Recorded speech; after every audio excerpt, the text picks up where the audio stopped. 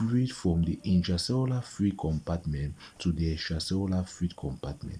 Is it clear? Since you are going to have high glucose and you have high sodium ion in the extracellular fluid, is it clear? They are going to pull fluid from the intracellular fluid to extracellular fluid. So the dehydration that you have is more of an intracellular dehydration. Is it clear? So it's going to pull fluid, and the dehydration you have is an intracellular dehydration. Now the question is, why is it hypertension? There is usually hypertension when there is hung, because there's usually hypertension when there is hung because the extracellular fluid is made up of the blood vessels. Is it clear? And since it's made up of the blood vessels, the extracellular fluid is going to be made up of blood fluid. It means that the blood vessel is going to be made up of much fluid. There's going to be much fluid inside the blood vessels, but there's going to be reduced fluid inside the extracellular compartment. That's why the patient has dehydration. He's feeling thirsty, but there is excessive fluid inside the blood vessel, which is also hypertension. Those are the signs of hyperosmolarity. Is it clear? And then the last one now is the known ketosis. There is no ketones in the case of hunger. After that, now you need to visualize now diabetic ketoacidosis, DKA. In diabetic ketoacidosis, you first have hyperglycemia, but now the hyperglycemia generally in diabetic ketoacidosis is not as much as the hyperglycemia in the case of the hog. Your hyperglycemia, hyperosmolar non-ketotic state. So that's why the presentation of hyperglycemia in case of DKA is mostly with altered level of consciousness. Generally, the patient have altered level of consciousness, but they may also have convulsion and then loss of consciousness. Is it clear? Loss of consciousness. Is it clear? Now, the generally difference between hypoglycemia and hyperglycemia is that generally with hypoglycemia they feel dizzy and they are confused before they lose consciousness. But generally with hyperglycemia, for them to lose consciousness, generally they convulse before they lose consciousness. Is it clear? So loss of consciousness. So those are the elements that you have to put in mind. For the hypoglycemia, that is what you are trying to have for their clinical evaluation, your issue, your physical examination. Now the next one is for the ketosis. Is it clear? So how do you evaluate for ketosis now on the physical examination? You can have ketotic breath. Is it clear? Ketotic breath. Is it clear? Where you come and smell the mouth or the breath of the patient. Is it clear? If the smell is a fruity smell sensation, you have fruity smell sensation, means it's ketotic breath. Is it clear? And now the next one now is acidosis. Now the question is, how does acidosis resolve? The question is, how does acidosis present? Acidosis is going to present with Kussmaul breathing. Is it clear? It's going to present with Kussmaul breathing, and acidosis also present. So acidosis present with Kussmaul breathing, acidosis, and acidosis also present with signs of intestinal obstruction.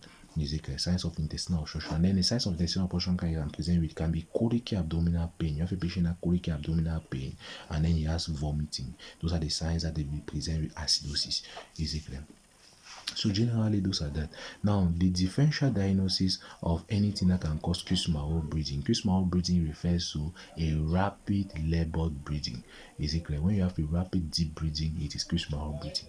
Now the differential that causes Kussmaul breathing is called Kussmaul pneumonics. You have Kussmaul pneumonics. K for ketosis. Is it clear? U for uremia. It can cause Kussmaul breathing. S, there are two S. There are three S even. The first S is for salicylic acid. You have salicylic acid, example, aspirin intoxication. The second S is going to be starvation. Is it clear? The next S is going to be sepsis. Is it clear? Now M for methanol. Is it clear? Methanol. Then A for aldehydes. Is it clear? A for aldehydes. Then the next one, aldehydes and even acidosis. Is it clear? So those are the different elements. Then L for lactic acid, lactic acidosis. Is it clear? Lactic acidosis. And then E for ethanol. So generally, all this is going to result to Kussmaul breathing by method of acidosis. So all this ketosis can result to Kussmaul breathing by formation of acidosis. Uremia can result to Kussmaul breathing by formation of acidosis. That's why the major pathophysiology for you to have Kussmaul breathing is acidosis. All these are going to result to acidosis, which is going to result to Kussmaul breathing. And now the Kussmaul breathing comes because when you have a metabolic acidosis, because all these are causes of metabolic acidosis. Is it clear? Now it comes because when you have a metabolic acidosis, you need to know that what generally carbon dioxide plus water, is it clear, binds to produce hydrogen ion plus hydrogen carbonate ion. Is it clear? Now when there is, so you need to know that hydrogen ion plus hydrogen carbonate ion binds to produce in a reversible reaction to produce carbon dioxide plus water. You need to know that when this increases, is it clear? What the body tries to do is that it tries to remove carbon dioxide. When it removes carbon dioxide, it's going to shift this equation according to Le Chatelier's principle, such that it's going to reduce more of the hydrogen ion. Are you seeing? So when you have high level of this, the body tries to do labored breathing, such as to remove the carbon dioxide from circulation. When carbon dioxide is low, it's going to shift the equation towards the right side, such that the hydrogen ion is reduced in circulation and it reduces the acidosis. That's the compensation mechanism of metabolic acidosis, such that they say respiratory alkalosis.